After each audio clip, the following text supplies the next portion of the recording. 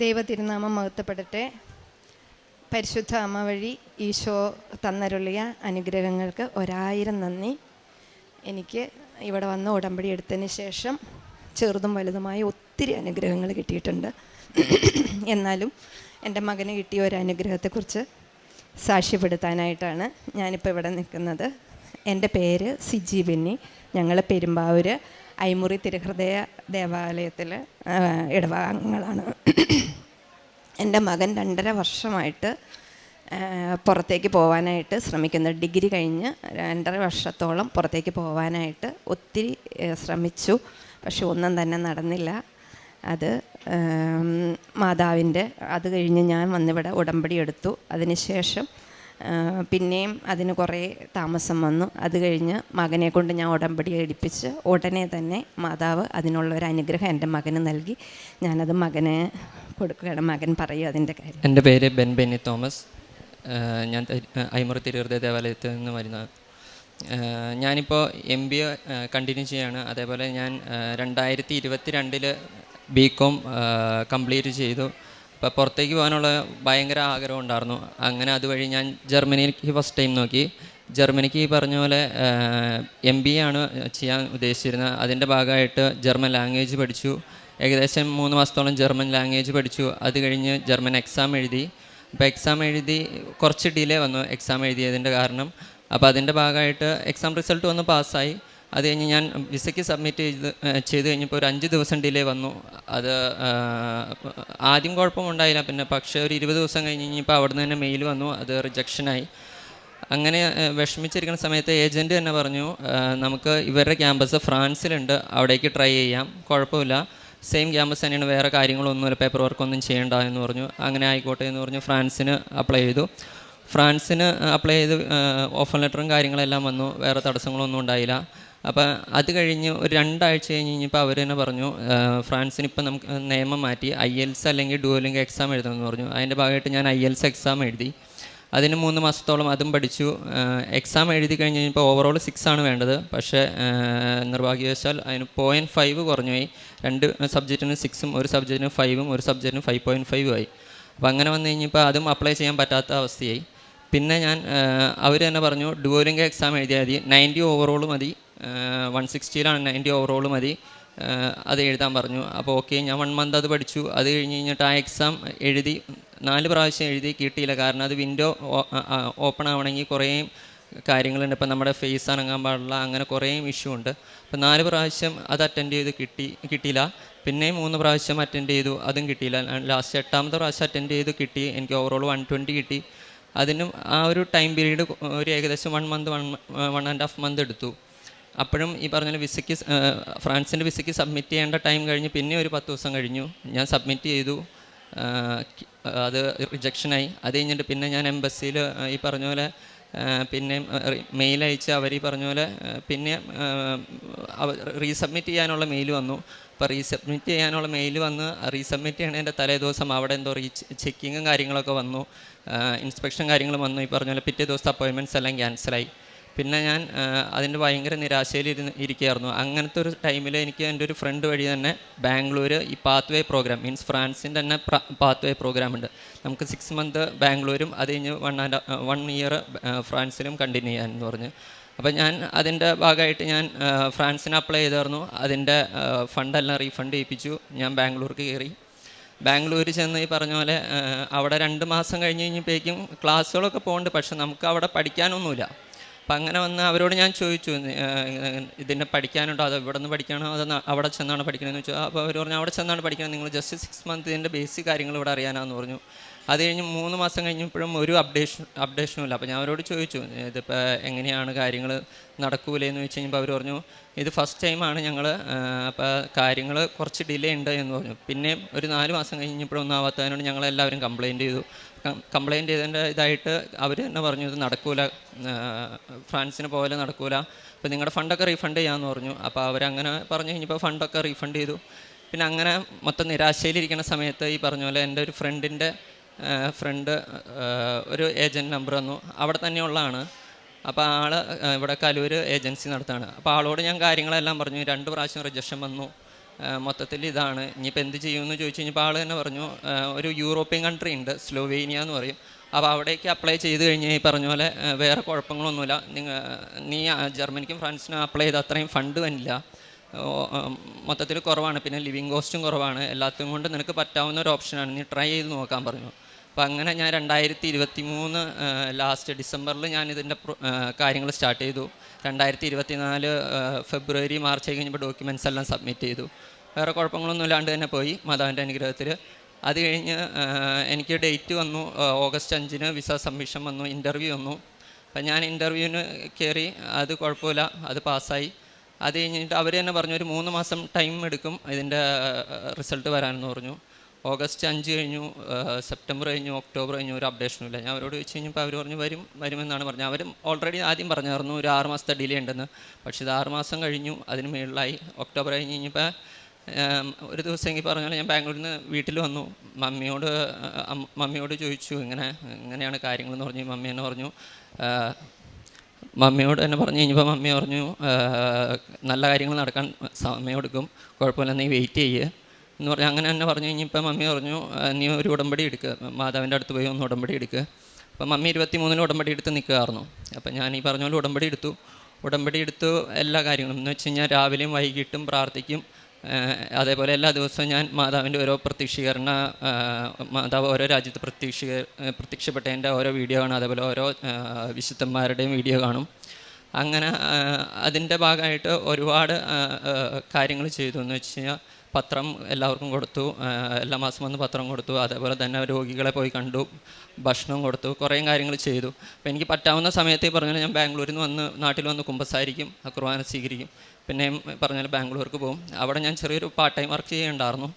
എന്നാലും ഞാൻ സഞ്ചരിക്കുകയാണെങ്കിൽ പോലും ഞാനിപ്പോൾ എങ്ങനെ ട്രെയിനിലാണെങ്കിൽ ട്രെയിനിൽ, അല്ലെങ്കിൽ ബസ്സിനാണെങ്കിൽ പോലും രാത്രിയാകുമ്പോൾ ഞാൻ മാതാവിൻ്റെ ഉടമ്പടി പ്രാർത്ഥന ഞാൻ എവിടെയാണെന്ന് വെച്ചാൽ ചൊല്ലും, അതിന് ഇതുവരെ മുടക്കം മുടക്കിയില്ല.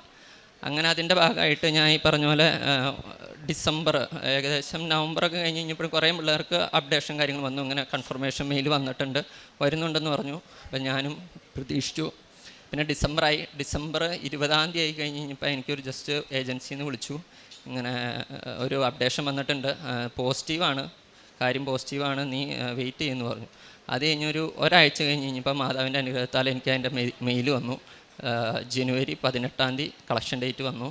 ഞാൻ ജനുവരി 18-ാം തീയതി ഡൽഹി പോയി TRP കാർഡ് വാങ്ങിച്ചു. മാതാവിൻ്റെ വലിയൊരു അനുഗ്രഹമാണ്. ഒരുപാടെന്ന് വെച്ചാൽ ഏകദേശം 2.5-3 വർഷത്തിൻ്റെ അടുത്ത് ഞാൻ ഇതിനു വേണ്ടി തന്നെ വെയിറ്റ് ചെയ്തു, പ്രാർത്ഥിച്ചു, ഒരുപാട് കാര്യങ്ങൾ ചെയ്തു. അതിന് ഏറ്റവും വലിയ കാര്യം എന്ന് വെച്ചാൽ എനിക്ക് ആദ്യം വിശ്വാസം ഉണ്ടായിരുന്നില്ല എന്ന് വെച്ചാൽ ഞാൻ ഞായറാഴ്ചകൾ മാത്രമേ പള്ളിയിൽ പോകുമായിരുന്നുള്ളൂ.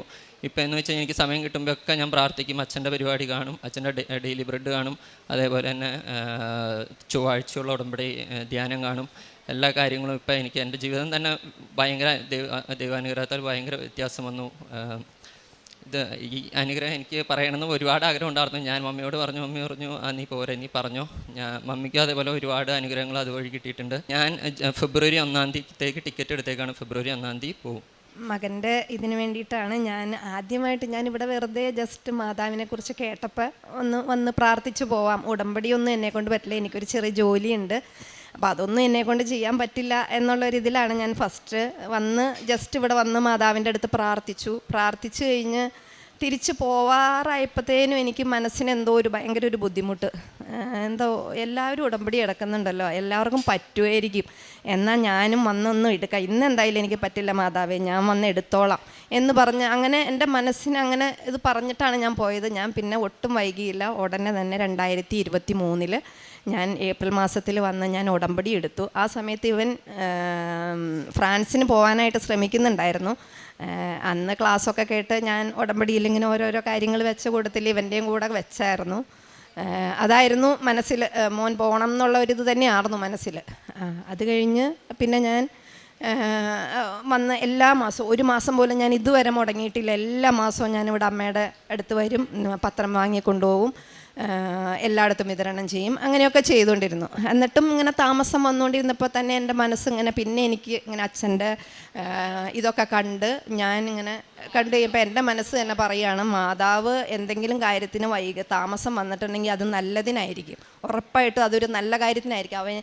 മോൻ എപ്പോഴും സങ്കടം പറയുമ്പോൾ ഞാൻ പറയും, മോൻ നോക്കിക്കോ, ഉറപ്പായിട്ട് മോന് നല്ലൊരു ഇതിന് വേണ്ടിയിട്ടാണ് മാതാവ് ഇതിനെ വൈകിക്കണേ, ഉറപ്പിച്ച് മോൻ അത് വിശ്വസിച്ചോ എന്ന് പറഞ്ഞു. അപ്പോൾ അവനും ഭയങ്കര ഒരു കോൺഫിഡൻസൊക്കെ ആയി. അവനും അതിൽ തന്നെ മാതാവിൻ്റെ ആ ഒരു ഇതിൽ തന്നെ അവൻ വിചാരിച്ചിരുന്നു കിട്ടും, മാതാവ് തരും, നല്ലൊരിത് തരും. അതുപോലെ തന്നെ മാതാവിൻ്റെ മധ്യസ്ഥതയിൽ നല്ലൊരു അനുഗ്രഹമാണ് ഇപ്പോൾ എൻ്റെ മകന് കിട്ടിയിരിക്കുന്നത്. കാരണം TRP കാർഡ് എന്ന് പറഞ്ഞ വിസയല്ല, TRP കാർഡ് എന്ന് പറഞ്ഞ കാർഡാണ് അടിച്ചു വന്നിരിക്കുന്നത്. അതുകൊണ്ട് നമുക്ക് അവിടെ ചെന്ന് ഉടനെ തന്നെ പഠിക്കാനും ഒപ്പം തന്നെ ജോലി ചെയ്യാനുള്ള ഒരു ഇതും കൂടെയാണ് ആ കാർഡ് വഴി നമുക്ക് കിട്ടിയിരിക്കുന്നത്. അത് മാതാവിൻ്റെ ഒരു വലിയ അനുഗ്രഹം എന്ന് മാത്രമാണ് എനിക്ക് പറയാനുള്ളത്. അതുപോലെ മോൻ പോകാൻ വേണ്ടിയിട്ടൊരു 2.5 വർഷം മുമ്പ് ഞാനൊരു 10 ലക്ഷം രൂപ ലോൺ എടുത്തിട്ടുണ്ടായിരുന്നു. ആദ്യത്തെ പ്രാവശ്യം പോകാൻ പറ്റാത്ത കാരണം ഞാനൊരു 7 രൂപയോളം അത് തിരിച്ചടച്ചു. അത് കഴിഞ്ഞ് പിന്നെ വീണ്ടും അവൻ പോകാൻ വേണ്ടിയിട്ട് വീണ്ടും ആ ലോൺ തന്നെ ഞാനത് 8 ലക്ഷം രൂപയായിട്ട് എടുത്തു. എൻ്റെ സഹോദരൻ അത് ഒരു 6 മാസം മുമ്പ് സ്ഥലം വിറ്റ് കഴിഞ്ഞപ്പോൾ അവൻ്റെ കയ്യിൽ പൈസ വന്നപ്പോൾ ആ 8 ലക്ഷം രൂപയും അവൻ കടം തീർത്തു. ഇപ്പം എനിക്ക് ആ ലോണിൻ്റെ ഒരു ബാധ്യതയില്ല. എൻ്റെ ആങ്ങളയ്ക്ക് കൊടുത്താൽ മതി, അത് എപ്പോഴാണ് നിൻ്റെ കയ്യിലുള്ളപ്പോൾ തന്നാൽ മതി എന്നാണ് പറയുന്നത്. 10,000 രൂപ വീതം മാസം ഞാൻ പലിശ അടച്ചുകൊണ്ടിരിക്കുമായിരുന്നു. 1.5 വർഷത്തോളം ഞാൻ പലിശ 10,000 രൂപ വീതം എല്ലാ മാസവും അടയ്ക്കുമായിരുന്നു. അതും ഈ പറയും പോലെ മാതാവിൻ്റെ അനുഗ്രഹം കൊണ്ട് ഇപ്പം പലിശയും വേണ്ട, ഒന്നും വേണ്ട, എൻ്റെ കയ്യിലുള്ള സമയത്ത് കൊടുത്താൽ മതി എന്നാണ് എൻ്റെ സഹോദരൻ എന്നോട് പറഞ്ഞിരിക്കുന്നത്. അതുപോലെ എനിക്ക് കിട്ടിയ മറ്റൊരു അനുഗ്രഹം, ഞങ്ങളുടെ വീട്ടിൻ്റെ മുമ്പിൽ ഒരു വലിയ മരം നിൽക്കുന്നുണ്ടായിരുന്നു. ആ മരം ഈ വേരൊക്കെ മുകളിലേക്ക് ഇങ്ങനെ പൊങ്ങിയിട്ട് എപ്പോഴോ മറയാൻ പാകത്തിനായിട്ട് ഇങ്ങനെ നിൽക്കുമായിരുന്നു. പക്ഷെ അത് മറഞ്ഞാൽ ഒന്നുകിൽ റോട്ടിലേക്ക് മറഞ്ഞാൽ അവിടെയുള്ള ലൈൻ കമ്പിയും മറ്റുള്ള കാര്യങ്ങളൊക്കെ പോവും. ഇപ്പുറത്തേക്ക് മറഞ്ഞാൽ ഞങ്ങളുടെ വീട്ടിലേക്ക് മറിയും. അത് ഞാനിവിടുന്ന് ഉപ്പ് കൊണ്ടുപോയി വിശ്വാസ പ്രമാണം ചൊല്ലി അതിന് ചുറ്റും ഉപ്പിട്ട് പ്രാർത്ഥിച്ച് ഒരാഴ്ച കഴിഞ്ഞില്ല. അതിനു മുമ്പ് കുറേ പേരോട് ഞങ്ങൾ പറഞ്ഞായിരുന്നു അതൊന്ന് നോക്കാം. പക്ഷെ വന്നവരാരും ഒരു വിലയും കണ്ടില്ല. അത് വേണ്ട, അത് ഉള്ളു കേടായിരിക്കും, അത് വേണ്ട എന്നൊക്കെ പറഞ്ഞ് പോവുമായിരുന്നു. പക്ഷേ ഞാൻ ഈ ഉപ്പിട്ട് പ്രാർത്ഥിച്ച് ഒരാഴ്ചയ്ക്കുള്ളിൽ ഒരാൾ ഞങ്ങളുടെ വീട്ടിലേക്ക് അന്വേഷിച്ചു വന്ന് മരം കൊടുക്കണ്ടോ എന്നും ചോദിച്ച് ഞങ്ങളപ്പോൾ തന്നെ നല്ല വിലയും കിട്ടി. ഞാനത് അങ്ങനെ അത് മാതാവിൻ്റെ ഒരു വലിയ അനുഗ്രഹമായിട്ടാണ് അത് കാണുന്നത്. പിന്നെ ഞാൻ ഈ പറഞ്ഞ പോലെ കാരുണ്യപ്രവർത്തികളെന്ന് പറഞ്ഞാൽ ഹോസ്പിറ്റലുകളിൽ പോവാറുണ്ട്, രോഗികളെ കാണാറുണ്ട്, അവർക്ക് വേണ്ടി പ്രാർത്ഥിക്കാറുണ്ട്. അതുപോലെ അവർക്ക് ഭക്ഷണം ഉണ്ടാക്കി കൊണ്ടുപോകാറുണ്ട്. അതുപോലെ രോഗികൾക്ക് പൈസ കൊടുത്ത് അവർക്ക് മരുന്ന് മേടിക്കാനും മറ്റുള്ള ഇതിനൊക്കെ ആവശ്യത്തിനായിട്ട് എന്നെക്കൊണ്ട് പറ്റുന്നത് പോലെ ഞാൻ സഹായിക്കാറുണ്ട്. അതുപോലെ എല്ലാ മാസവും ഞാൻ വന്ന് പത്രം മേടിച്ച്, ഞാനൊരു സ്കൂളിലാണ് വർക്ക് ചെയ്യുന്നത്. സ്കൂളിൽ, ബസ് സ്റ്റാൻഡിൽ, അതുപോലെ ഹോസ്പിറ്റലുകളിൽ എല്ലായിടത്തും കൊണ്ടുപോയി ഞാൻ പത്രം വിതരണം ചെയ്യാറുണ്ട്. അത് എൻ്റെ മോനും ഉടമ്പടി എടുത്തതിന് ശേഷം അവനും എൻ്റെ കൂടെ വരും ഹോസ്പിറ്റലിൽ പോകാനായിട്ട്. അവൻ ബാംഗ്ലൂരിൽ നിന്ന് വരുന്ന സമയത്ത് ഞങ്ങൾ അതിനുവേണ്ടി പ്രത്യേകം പോകും. മോനാണെങ്കിലും പത്രം മേടിച്ച് അവിടെയുള്ള എല്ലാ സ്ഥലത്തും ഒരാഴ്ചക്കുള്ളിൽ തന്നെ അത് കൊടുക്കാൻ പറ്റുന്നത് എത്രയും മാക്സിമം അവൻ കൊടുത്തു തീർത്തിട്ടേ അവൻ ബാംഗ്ലൂർക്ക് തിരിച്ചു പോകാറുള്ളൂ. ഇപ്പം എൻ്റെ മോൻ്റെ വിശ്വാസം വർദ്ധിച്ചു എന്ന് അവൻ പറഞ്ഞത് വളരെ ശരിയാണ്. ഞായറാഴ്ച ദിവസങ്ങളിൽ മാത്രം പള്ളിയിൽ പോയിക്കൊണ്ടിരുന്ന മകനായിരുന്നു. ബൈബിൾ വായിക്കാനോ അതിനൊന്നും അങ്ങനെ വലിയ താല്പര്യമൊന്നും ഇല്ലായിരുന്നു. പക്ഷേ ഇപ്പം അവൻ ബൈബിൾ വായിക്കാനും അവന് താല്പര്യമാണ്. അച്ഛൻ്റെ പരിപാടിയൊക്കെ ഞാൻ വെക്കണ വഴി അവൻ എൻ്റെ കൂടെ വന്നിരുന്ന് കാണും. അല്ലെങ്കിൽ ആ പരിസരത്തേക്ക് പോലും വരാറില്ലാത്ത മകനാണ്. ഇപ്പോൾ മകനിൽ ഒത്തിരി വ്യത്യാസം വന്നിട്ടുണ്ട്. അത് ദൈവത്തിൻ്റെ അനുഗ്രഹം. നിയമാവർത്തന പുസ്തകം 32:11 മുതലുള്ള തിരുവചനങ്ങൾ അരുളി ചെയ്യുന്നു: കൂട് ചലിപ്പിക്കുകയും കുഞ്ഞുങ്ങളുടെ മുകളിൽ ചിറകടിക്കുകയും വിരിച്ച ചിറകുകളിൽ കുഞ്ഞുങ്ങളെ വഹിക്കുകയും ചെയ്യുന്ന കഴുകനെ പോലെ അവനെ നയിച്ചത് കർത്താവാണ്. അന്യദേവന്മാരാരും അവനോടൊത്തുണ്ടായിരുന്നില്ല. ഇസ്രായേലിനെ നയിക്കുന്ന ദൈവത്തിൻ്റെ തിരഞ്ഞെടുക്കപ്പെട്ട ജനതയെ നയിക്കുന്ന ദൈവ ചൈതന്യം എങ്ങനെ ഇന്ന് ഉടമ്പടിയെടുത്ത മക്കളുടെ ജീവിതത്തിലേക്ക് അത് അവർക്ക് അനുഭവവേദ്യമാകുന്ന രീതിയിൽ പ്രവഹിക്കുന്നു എന്നുള്ളതാണ് അനുഭവ സാക്ഷ്യങ്ങൾ വ്യക്തമാക്കുക. ആദ്യമേ അമ്മ ഉടമ്പടിയെടുത്തു. മകൻ ആദ്യം ജർമ്മനിയിൽ പോകാൻ നോക്കി, പിന്നീട് ഫ്രാൻസായി. അങ്ങനെ 2 രാജ്യങ്ങളിലും തനിക്ക് പോകാൻ സാധിക്കാതെ വരുമ്പോൾ 2.5 വർഷത്തോളമായി ഈ യുവാവ് ആകെ നിരാശനായിട്ട് താനിരിക്കുമ്പോഴാണ് ഇനി തനിക്കൊന്നുമില്ല, എല്ലായിടത്തും വിസ റിജക്ഷൻ, തനിക്ക് പോകാൻ സാധിക്കുന്നില്ല. അടച്ച പൈസയൊക്കെ തിരിച്ചു കിട്ടി എന്നാണ് പറയുക. അങ്ങനെ ഇനി എല്ലാ വാതിലുകളും അടഞ്ഞു. അങ്ങനെ ഇരിക്കുമ്പോഴാണ് ഈ മകൻ തന്നെ പിന്നീട് ഉടമ്പടി എടുക്കാനിടയാവുകയും അങ്ങനെ തനിക്ക് ഇപ്പോൾ മറ്റൊരു രാജ്യത്തിലേക്കാണ് ദൈവത്തിൻ്റെ പദ്ധതി ഈ മകനെ നയിച്ചത്. അത് ഏറ്റവും നല്ലതിന് എന്നുള്ളത് ഇപ്പോൾ തനിക്ക് ബോധ്യമായി എന്ന് അമ്മയും മകനും ഒരുമിച്ച് പറയുകയാണ്.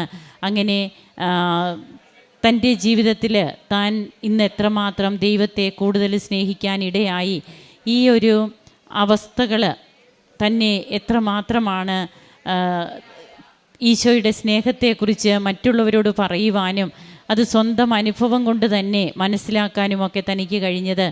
അങ്ങനെ അതുപോലെ മറ്റ് തങ്ങൾക്ക് കിട്ടിയിട്ടുള്ള അതുപോലെ കടബാധ്യതകളിൽ നിന്നൊക്കെ എങ്ങനെ കുറച്ചെങ്കിലുമൊക്കെ ഒരു പലിശ കൊടുക്കേണ്ടാത്ത രീതിയിലൊക്കെ തനിക്കിന്ന് എങ്ങനെ പിടിച്ചു നിൽക്കുവാനായിട്ട് കഴിയുന്നു. അങ്ങനെ എല്ലാ രീതിയിലും ദൈവം തങ്ങളെ ചേർത്ത് പിടിക്കുന്ന അനുഭവം ഈ അമ്മയും മകനും പങ്കുവയ്ക്കുമ്പോൾ കാരുണ്യ പ്രവർത്തനങ്ങൾ, പ്രേക്ഷിത പ്രവർത്തനം, അതിനൊക്കെ ആയിട്ട് ഈ മക്കൾ എടുക്കുന്ന സമയം, അതിൻ്റെ എന്തുമാത്രമാണ് അതിൻ്റെ പ്രാധാന്യമെന്ന് ഇവർ മനസ്സിലാക്കുന്നുണ്ട്. അതാണ് അത്രയേറെ ഇഷ്ടത്തോടെ ചെയ്യാനായിട്ട് അതുകൊണ്ടാണ് നമുക്ക് സാധിക്കുന്നത്. അങ്ങനെ ഉടമ്പടി ജീവിതത്തിലൂടെ it is not by merit but by grace, നമ്മുടെ യോഗ്യതയല്ല കർത്താവിൻ്റെ കൃപയാണ് നമുക്കെല്ലാം ലഭിക്കുന്നത്, സാധ്യമാക്കി തരുന്നതെന്ന് ഒന്നുകൂടി ഉറക്കെ പ്രഘോഷിക്കുകയാണ് ഈ കുടുംബം. നമുക്കും കരങ്ങളടിച്ച് ദൈവത്തെ മഹത്വപ്പെടുത്താം. യേശുവേ നന്ദി, യേശുവേ സ്തുതി, യേശുവേ ആരാധന. അത്യപൂർവ ദൈവാനുഭവങ്ങൾ ഇനി നിങ്ങൾക്കും സ്വന്തം. ഈ യൂട്യൂബ് ചാനൽ ഇതുവരെ സബ്സ്ക്രൈബ് ചെയ്തിട്ടില്ലെങ്കിൽ ഇപ്പോൾ തന്നെ സബ്സ്ക്രൈബ് ചെയ്യുക. ഈ വീഡിയോ ഇപ്പോൾ തന്നെ നിങ്ങളുടെ സുഹൃത്തുക്കൾക്ക് ഷെയർ ചെയ്തുകൊണ്ട് കർത്താവിൻ്റെ പ്രേക്ഷിതരാകുക.